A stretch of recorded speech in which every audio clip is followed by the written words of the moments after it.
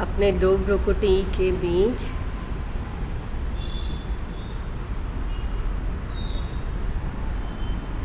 बहुत सुंदर चमकता हुआ सितारा महसूस करें।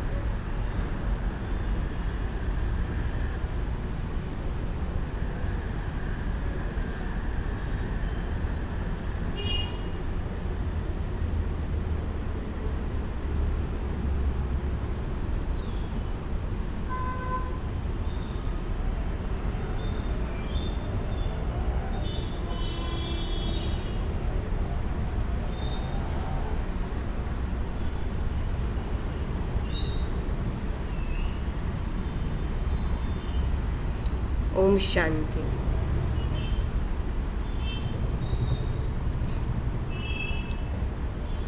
चलो, सबके पास डायरी पेन है? सबके पास है डायरी पेन? हाँ, चलो, दिख रहे, हाथ दिख रहे हैं। ओके, तो सबसे पहले डायरी में आज का स्वमान लिखेंगे। आज का स्लोगन है,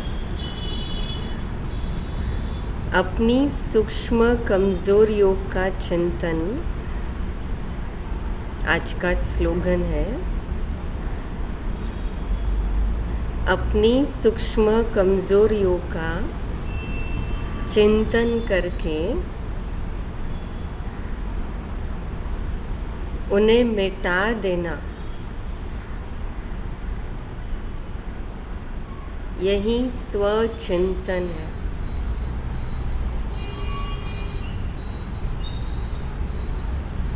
यही स्वचिंतन है।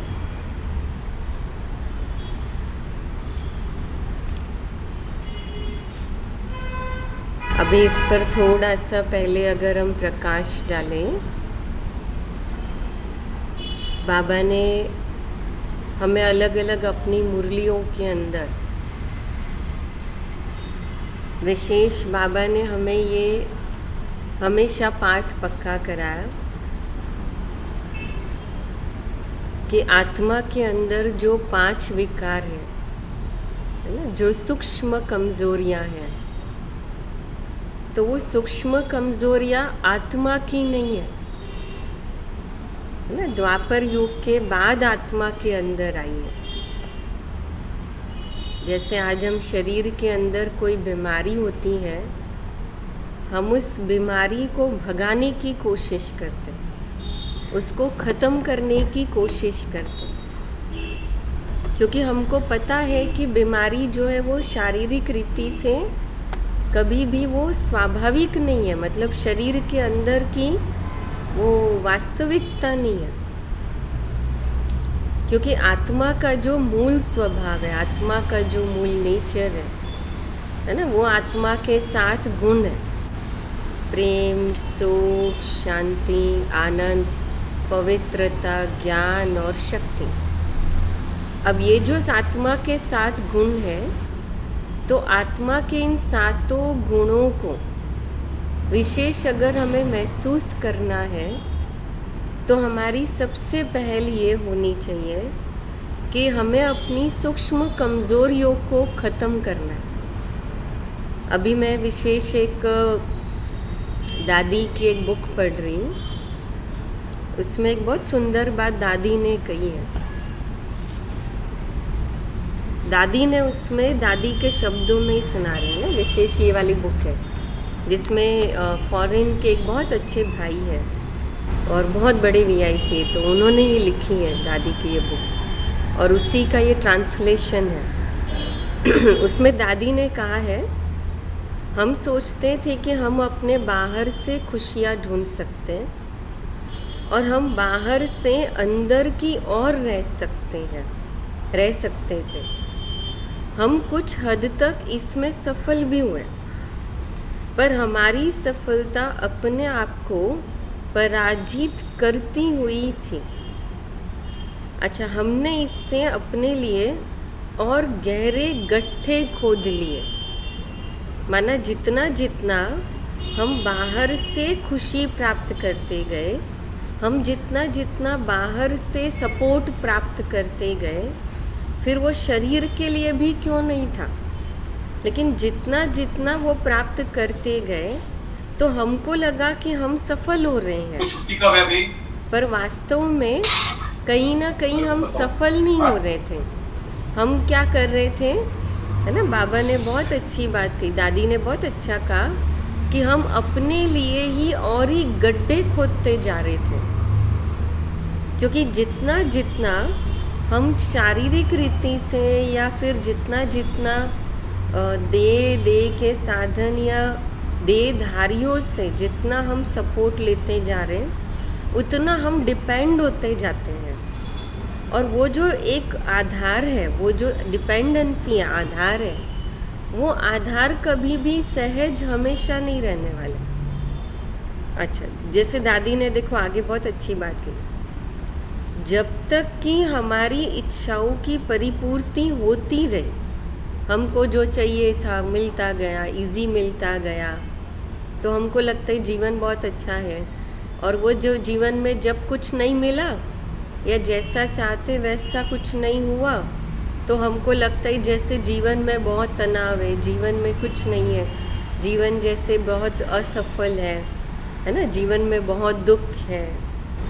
अच्छा, हमने अपने लिए अपनी असंतुष्टि के लिए एक बाहरी तरीके से ही हम सोचते रहे, और इसलिए जितना जितना वो बाहर से मिलता गया, फिर वो प्यार भी क्यों नहीं था, जितना प्यार व्यक्तियों से मिलता गया, हम वो व्यक्तियों पे डिपेंड होते गए।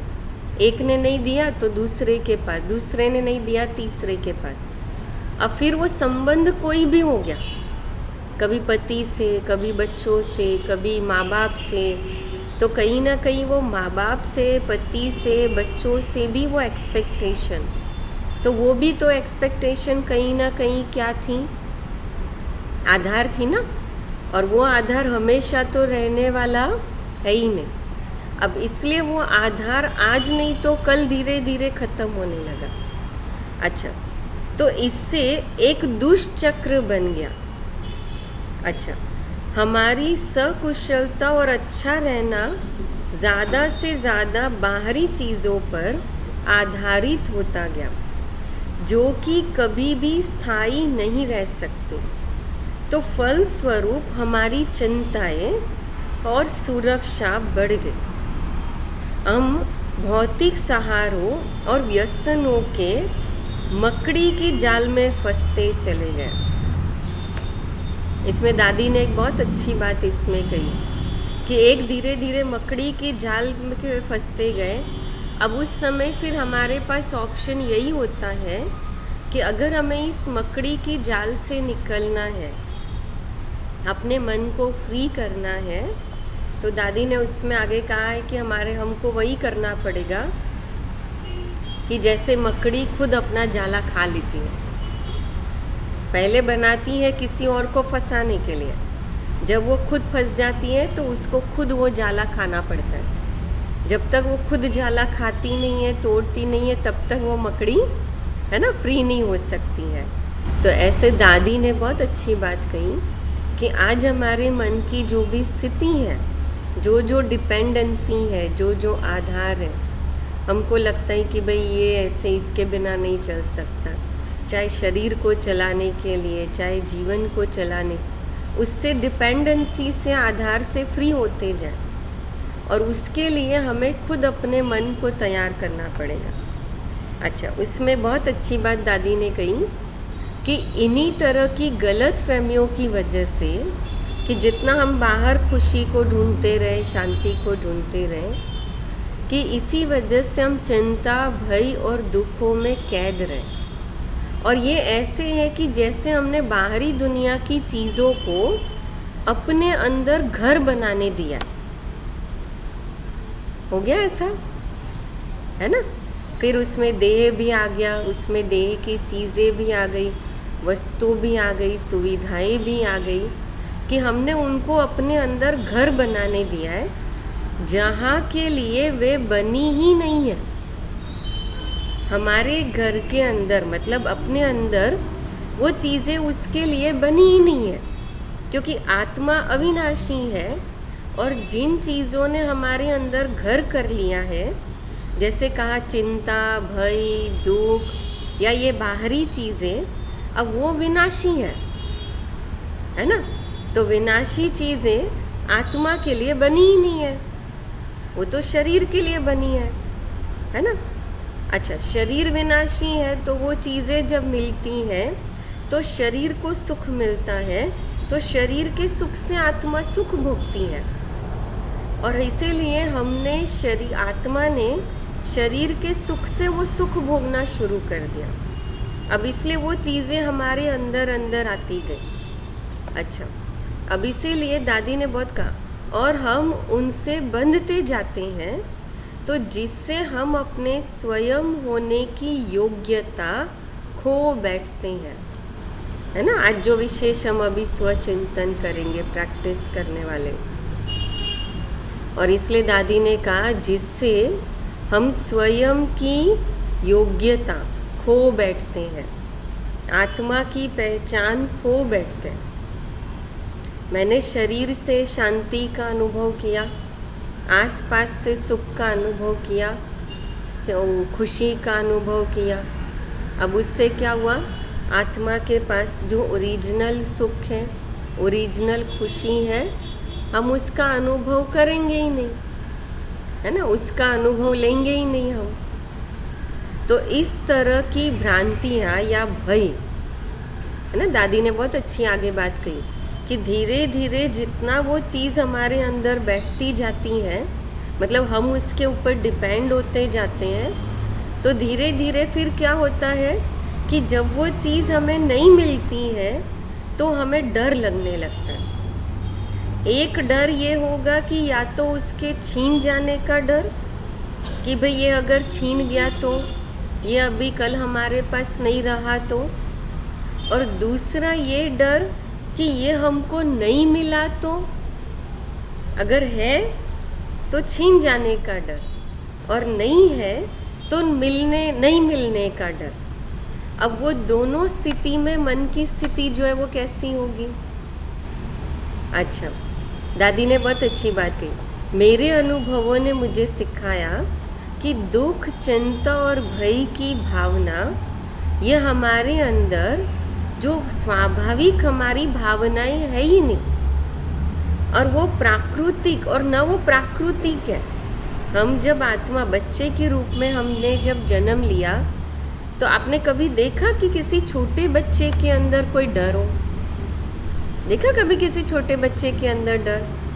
एक आपने देखा होगा, हमेशा देखो वो छोटा बच्चा होता है ना, वो छोटे बच्चे को आसमान में ऐसे उछालते हैं, तो वो बच्चा क्या करता है ना, अभी साल का भी बच्चा नहीं होगा, कुछ महीनों का होगा, और उस बच्चे को ऐसे आसमान में उछालो और उसको कैच करो, तो वो बच्चा क्या करता है, हंसता है वो बच्चा, है ना। और वो बच्चा वो आसमान में उछालते हैं ना, उसका मज़ा लेता है वो बच्चा। क्यों मज़ा लेता है? कितनी कॉमन सेंस की बात है। देखो, वो बच्चा इसलिए मज़ा लेता है क्योंकि उसके अंदर डर ही नहीं है। उसको गिरना, उसको ऊंचाई, वो क्या है उसको पता ही नहीं है कि गिर करके चोट क्या लगती है, दर्द क्या है, वो उसको पता ही नहीं है। और आज वही चीज़ किसी बड़े के साथ रहे, है ना। हमने कई ऐसे देखे हैं, ऐसे व्यक्ति भी देखे जिनको लिफ्ट में डर लगता है। आपने भी देखा होगा, कोई ना कोई ऐसे मिला होगा, है ना, जिनको लिफ्ट में डर लगता है। चारों तरफ पैक है, सब कुछ सेफ है, और तो भी वो लिफ्ट ऊपर जाती है ना, उनको डर लगता है। मेरी एक कज़िन है, अभी तो उसकी शादी हो गई, उसको भी 2 बच्चे, लेकिन हम लोग जब साथ में थे, मतलब बहुत छोटे थे, उसको इतना लिफ्ट से, और अभी भी उसको लिफ्ट से डर लगता है, इतना कि कहीं हम जाते थे, कभी तो एक रिलेटिव्स के यहाँ गए, मुझे याद है, गेट टुगेदर कुछ तो था, फैमिली गेट टुगेदर, तो उस समय हम कुछ 13 या 14 कुछ माला था, वो उनका जो घर था रिलेटिव्स का, वो उतना फ्लोर चढ़ करके आई, लेकिन वो लिफ्ट में नहीं आई, मतलब उतना उसको डर लगता था वो। तो आज देखो वो हमको वो डर क्यों लगता है, क्योंकि अंदर वो डर है, और अब देखो उस महीने के, कुछ महीने के वो बच्चे को डर नहीं लगता है। कितनी वंडरफुल बात है ना। उसको जब झूला झुलाते हैं तो उसको थोड़ा फास्ट भी झूला झुलाओ तो उसको बड़ा मज़ा आता है। उसको कभी, उसको संकल्प ही नहीं है कि ये गिर जाएगा, चोट लगेगी, उसको वो चीज़ एहसास ही नहीं है, क्योंकि आत्मा के अंदर नेचुरल वो चीज़ें नहीं है। जो दादी ने कहा कि ये प्राकृतिक भी नहीं है। प्राकृतिक का अर्थ है कि एक आत्मा के अंदर भी नहीं है, और दूसरा कि वो नेचुरल भी नहीं है, मतलब प्रकृति के अंदर भी वो चीज़ नहीं है। अच्छा, इस तरह की भावनाएं तब उठती हैं जब हम अपने आप को उन विश्वासों और व्यवहार द्वारा प्रभावित होने देते हैं जो हमारे नहीं है। अब ये बात समझ में आ जाना अपने आप में बहुत बड़ी बात है ना। मैंने दादी का ये चैप्टर जो था ना, ये पेज 3 बार पढ़ा कि दादी कितनी गहरी बात ये कह रही है। कि दादी ने कहा कि देखो, इस तरह की भावनाएं तब उठती हैं, कौन सी भावनाएं? अंदर जो डर है, दुख है, चिंता है, अंदर व्यर्थ संकल्प है ना, वो तब उठती हैं जब हम अपने आप को उन विश्वासों और व्यवहार द्वारा प्रभावित होने देते हैं जो हमारे है ही नहीं। यदि कहीं दुख या कोई कष्ट मानव प्रकृति या स्वभाव की एक अनिर्हित भावना नहीं है, तब इनकी आवश्यकता ही हटाया जा सकता है। कहने का भाव दादी का कि हम अपने आप को दुख सहना रोक सकते हैं और दूसरों को भी ऐसा करने में मदद कर सकते हैं। लेकिन कब? दादी ने बहुत अच्छी बात कही है, दुख, दर्द, कष्ट ये सब अलग चीज़ है, ये हमारा आत्मा का हिस्सा है ही नहीं, लेकिन हमने विश्वास से वो आत्मा का हिस्सा बना दिया और इसीलिए हम उसको क्या कर रहे हैं? महसूस कर रहे हैं। तो अब मुझे अपने आप में ये चेक करना है कि ऐसे कौन से विचार हैं, जैसे दादी ने कहा, ऐसे कौन से विश्वास है, ऐसे कौन से व्यवहार है जिससे मेरा मन जो है वो प्रभावित हो जाता है और दुख महसूस करता है या फिर बेचैनी महसूस करता या दुख महसूस करता है, और मुझे उन विश्वासों को छोड़ना है। और क्या करना है ना? उन विश्वास को छोड़ करके मुझे आत्मा के जो ओरिजिनल विश्वास है, आत्मा का ओरिजिनल विश्वास क्या है? कि मैं एक आत्मा हूँ, मैं चैतन्य शक्ति हूँ, आत्मा में अष्ट शक्तियाँ हैं। एक अव्यक्त मुरली में और बाबा ने कहा था, और गुलजार दादी के क्लास में एक सुना था कि आत्मा के अंदर असीम शक्तियाँ हैं। अगर चलो मुझे वो शक्तियाँ याद भी नहीं है, मुझे वो समझ में भी नहीं आती, मुझे उसके नाम भी नहीं आते, तो कम से कम मुझे आत्मा के अष्ट शक्तियाँ तो मुझे याद है जो बाबा ने गिनती कराई है। तो अगर मैं अष्ट शक्तियों की भी महसूसता में रहूं तो भी आत्मा कितनी शक्तिशाली होगी, महसूस होगी। तो अभी सबके पास डायरी पेन है ना? तो अब चलो अलर्ट हो जाए। और अभी जो विशेष कुछ प्रश्न जो है वो मैं बोलती जाऊंगी, और उस प्रश्न को है ना आप क्या करेंगे, है ना, नोट करते जाएंगे। अभी थोड़ी दिन पहले नीता बहन का जो क्लास था बहुत अच्छा लगा था। उन्होंने, दीदी ने बहुत अच्छी कुछ प्रश्न दिए थे और कहा था आप इसके बारे में सोचते रहना। तो उसमें कुछ प्रश्न थे वो बहुत सेल्फ चेकिंग के थे, है ना। आज वही सेल्फ चेकिंग हम अपने आप की करेंगे, लेकिन हम योग करते करते वो सेल्फ चेकिंग करेंगे। आप चाहिए तो भले जो पेज है जो लिख रहे हो या जो लिखते हो, आप भले ऐसी कोड लैंग्वेज में लिखो कि जो कोई पढ़ नहीं सके तो भी कोई बात नहीं, है ना। अभी अगर बैठ के नहीं लिख सकते तो आप मन में सोचते रहो, भले क्वेश्चन है वो क्वेश्चन आप याद कर लेना, फिर देख लेना, लेकिन लक्ष्य रखो कि भाई इस प्रश्न के उत्तर मुझे अपने आप को पूछने ही है और मुझे अपने आप में इस प्रश्न के उत्तर ढूंढने। चलो अलर्ट हो जाए।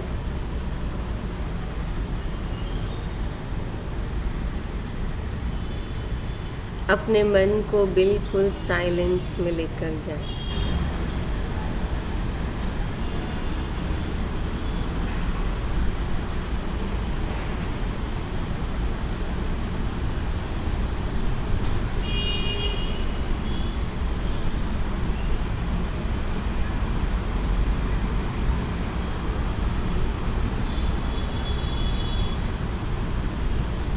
महसूस करें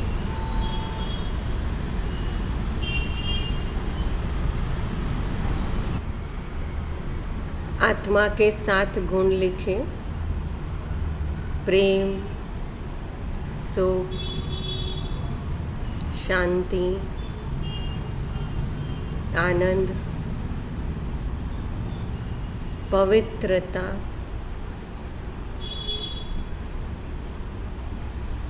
ज्ञान,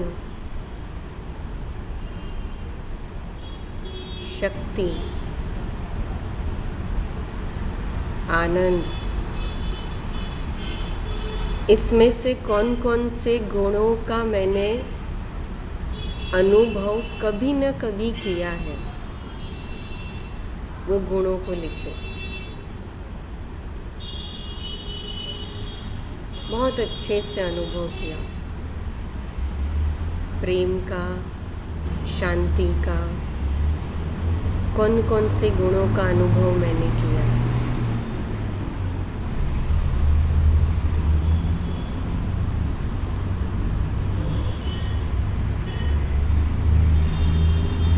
जो जो गुणों का अनुभव किया वो राइट करते जाओ।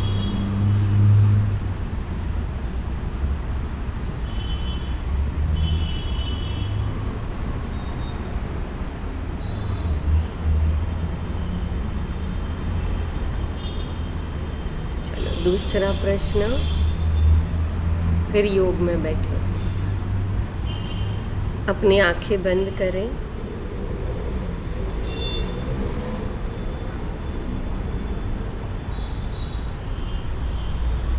फिर से अनुभव करें।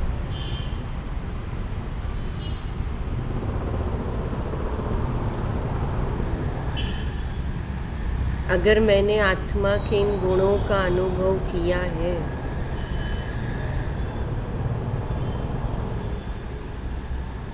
तो फिर कौन कौन से ऐसे संस्कार या अवगुण हैं, कौन कौन सी ऐसी आदतें या कमजोरी है जो मुझे इन गुणों को अनुभव करने नहीं देते। अब हर गुण के सामने, अभी नहीं लिखना है, अभी सिर्फ महसूस करें मन में। अब इन गुणों के सामने हम वो अवगुण लिखेंगे, है ना। जैसे शांति का गुण है, तो मैंने कभी योग में बहुत अच्छा शांति का अनुभव किया है। कभी ऐसे बाबा की याद में बैठे हो और बहुत अच्छा परम धाम का अनुभव हुआ। लेकिन कहीं एक हमारे अंदर क्रोध का संस्कार है, चिड़चिड़ेपन का संस्कार है। भले हम स्वीकार करते हैं कि हम अभी संपूर्ण नहीं बने, लेकिन वो संस्कार हमारी शांति को भंग कर देता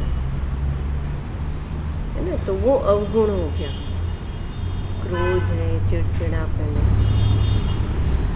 अब ऐसे ही हमने सेवाओं में, बाबा के ज्ञान में आनंद का अनुभव किया है, लेकिन उसके सामने कुछ ऐसा संस्कार है व्यर्थ संकल्प चलाने का।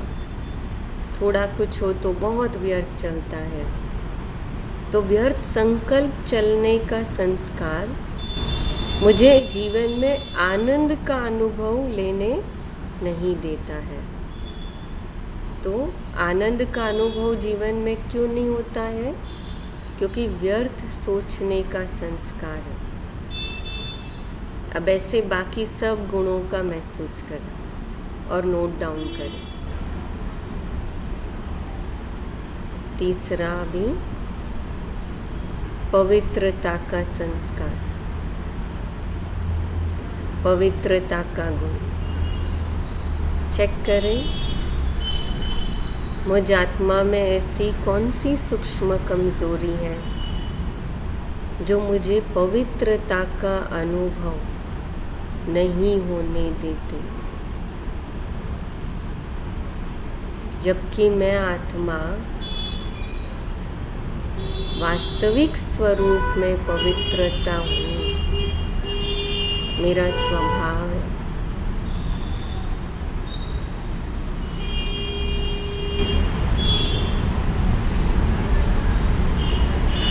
चौथा,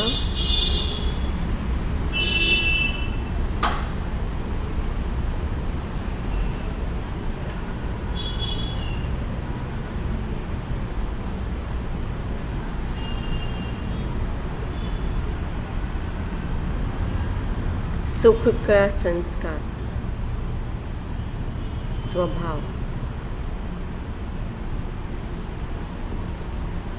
ऐसी कौन कौन सी आदतें हैं या ऐसे कौन कौन से आधार है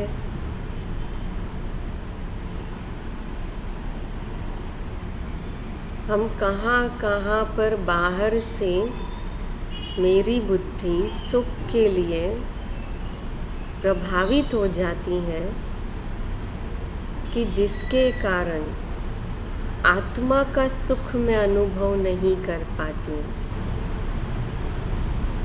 महसूस करें, नोट डाउन करें।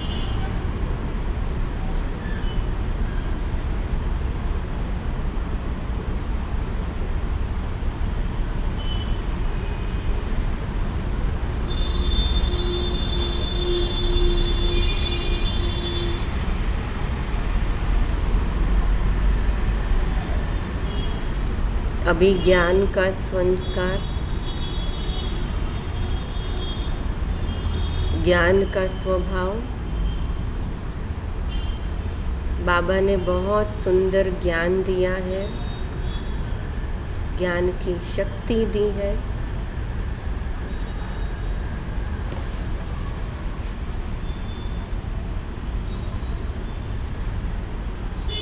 पर ऐसा कौन सा संस्कार या ऐसी कौन सी सूक्ष्म कमजोरी है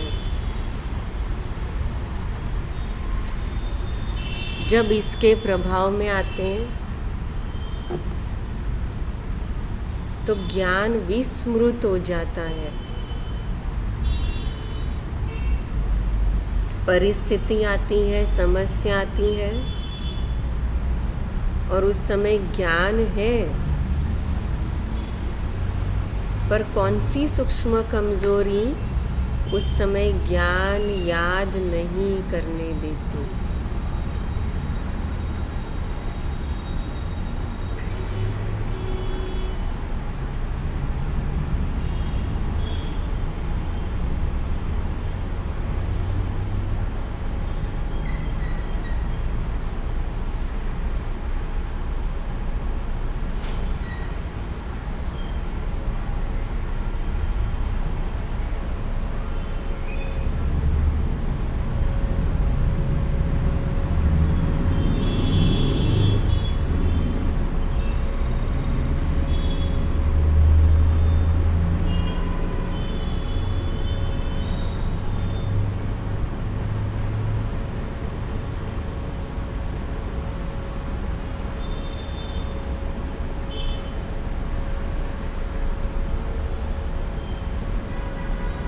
जब मुझ आत्मा ने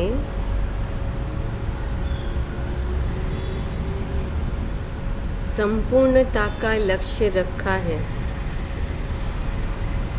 एक बाबा ही संसार माना है, एक बाबा को ही संसार स्वीकार किया है,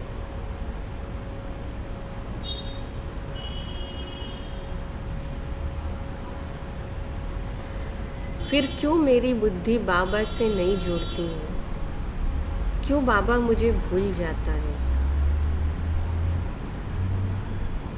जिससे प्यार होता है वो तो स्वाभाविक याद आता है।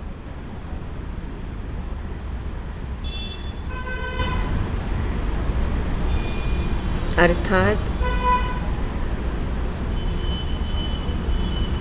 कि मेरे मन और बुद्धि को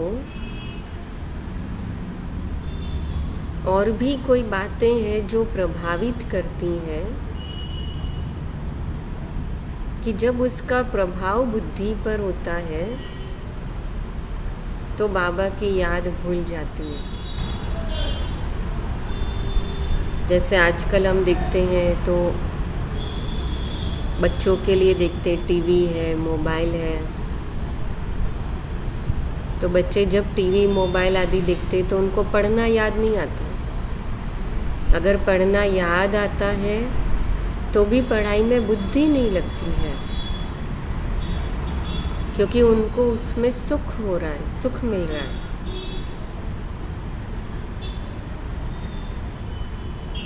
और उनकी बुद्धि उस साधनों के प्रभाव में है।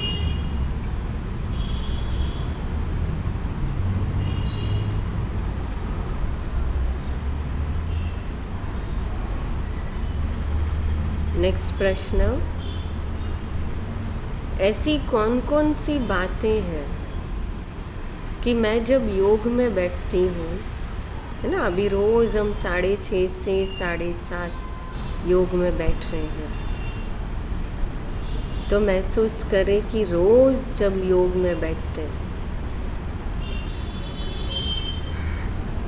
तो ऐसी कौन कौन सी बातें हैं जो बिना याद किए भी मुझे याद आ जाती है, जिसको याद करना नहीं पड़ता।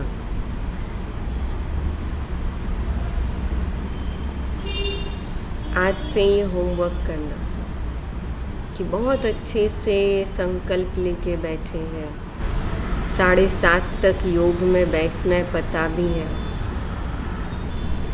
और फिर भी अचानक कोई संकल्प, कोई मन को बात खींच रही, तो उसको नोट कर लेंगे और फिर अपने मन को चेक करेंगे।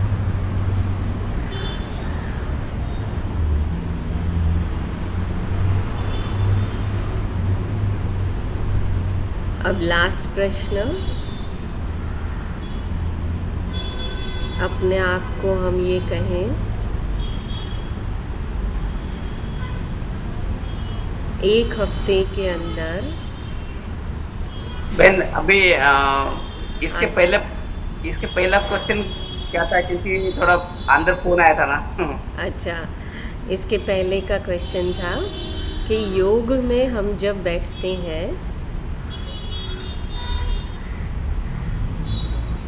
तो बिना संकल्प किए अपने आप मुझे कौन सी बात याद आ जाती, जो मेरी बात को या मेरे मन बुद्धि को प्रभावित करती। चाहे वो बात कोई 10 साल पुरानी भी हो सकती है, कोई 4 साल पुरानी हो सकती, एक दिन पुरानी हो सकती है, या कोई बात जैसे सुबह घट गई है लेकिन अभी उसका कोई कनेक्शन नहीं है, लेकिन अभी हम योग में बैठे और वो याद आ रही है।